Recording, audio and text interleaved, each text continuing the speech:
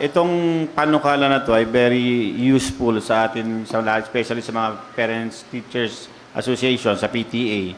Kasi nga po, may mga estudyante po na laging nasa labas.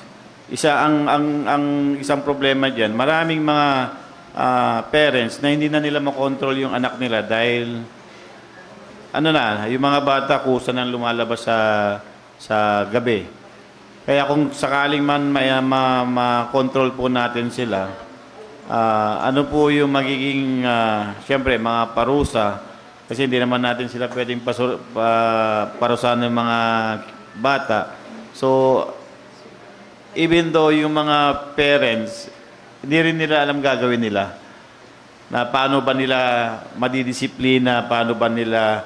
Pero with the help of this one, baka pwedeng makontrol na nila yung mga anak nila na mag-stay sa bahay. Actually, Counselor, sa barangay din namin, sa Lukaw, may mga nahuhuli kaming bata na laging nandyan sa daan. Kinukuha namin sila ng gabi, pinapatawag namin yung parents. Ang problema, yung mga parents, kayo nang bahala dyan sa anak namin. Opo.